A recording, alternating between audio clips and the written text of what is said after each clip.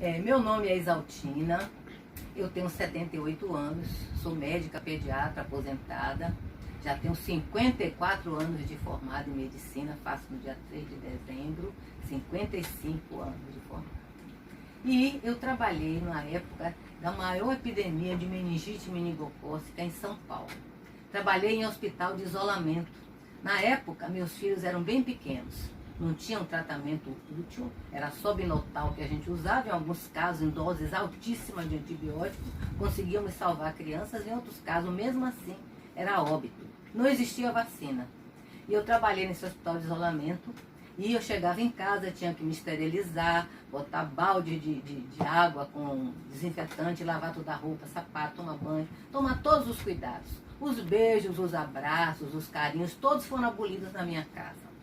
Os vizinhos que tinham possibilidade de ter avós morando longe, levaram seus filhos para não brincar com meus. Não brincar com meus filhos, os vizinhos, as crianças do vizinho. Então foi uma época muito difícil. Morreu muita, não foi pouca criança em São Paulo. Muita criança, foi uma epidemia grande. Muita. Mas os meios de comunicação naquela época não faziam e nem fizeram isso que está sendo feito hoje em dia. Porque se as mães fossem bombardeadas com essas notícias que hoje nós estamos sendo bombardeados com o Covid-19, as mulheres iam ficar loucas, as mães alucinadas, porque ficavam no desespero de perder seus próprios filhos. Então as notícias eram dadas para prevenir. Mãe, se seu filho tiver febre, se seu filho vomitar, qualquer alteração, leva seu filho no hospital, está tendo uma doença grave, chama meningite. E se for confirmado, pegue todas as crianças ou da escola do seu filho ou da vizinhança, leve no posto médico para fazer uma prevenção com antibiótico, que não é 100% garantido, mas é o que temos. Era isso que era falado nos meios de comunicação. Ninguém mostrava a criança no hospital morrendo, a criança roxa e perdendo a vida naquele momento, suspirando, desmaiando. Ninguém mostrava empacotando a criança para enterrar. Então não é feito o terrorismo que está sendo feito.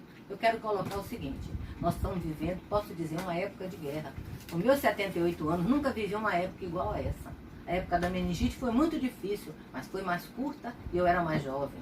Agora, a época está difícil. Nós perdemos a liberdade de ir e vir, perdemos a possibilidade de beijar, de abraçar nossos entes queridos, o relacionamento com os amigos, as aulas, as saídas, os cinemas, perdemos tudo. Estamos vivendo dentro de um confinamento do lar. Não é que o nosso lar seja desagradável. É bom, é maravilhoso estar no lar.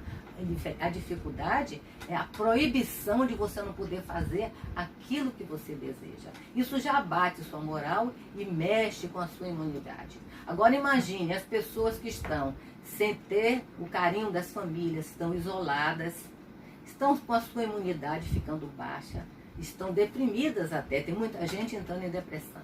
Agora, liga os meios de comunicação, só fica falando nesse Covid-19. Está sendo uma lavagem cerebral que estão fazendo com a população.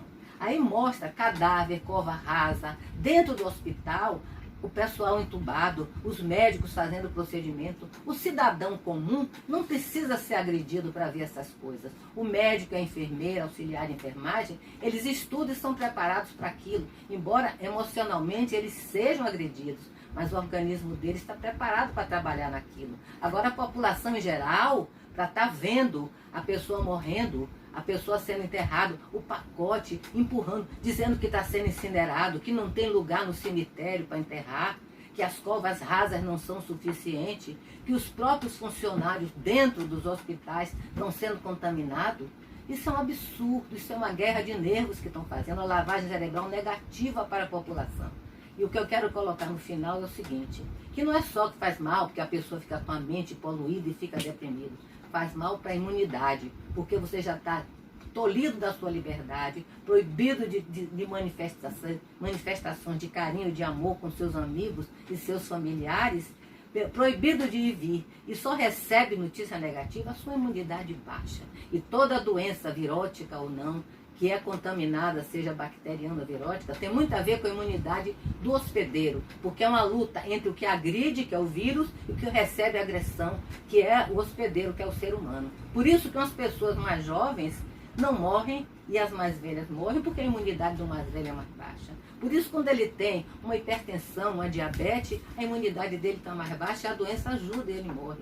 Mas por que o jovem também morre? É uma grande interrogação, que eu acho a explicação que tem a ver com a imunidade. As pessoas não têm o mesmo padrão, o mesmo nível de imunidade, seja jovem, seja meia-idade ou seja idoso. Não tem o mesmo padrão.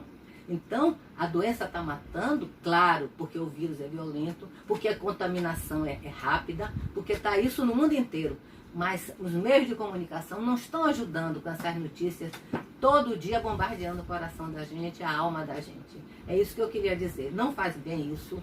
E peço encarecidamente, quem puder falar e fazer uma propaganda sobre isso que eu estou falando, que passe adiante, fez uma corrente. Não vejam essas notícias que só fazem abalar a nossa moral e abaixar a nossa imunidade. Por favor, vejam outras coisas. Agora tem um detalhe, nem toda a população tem o canal aberto para sair, ver um filme, ver outra coisa.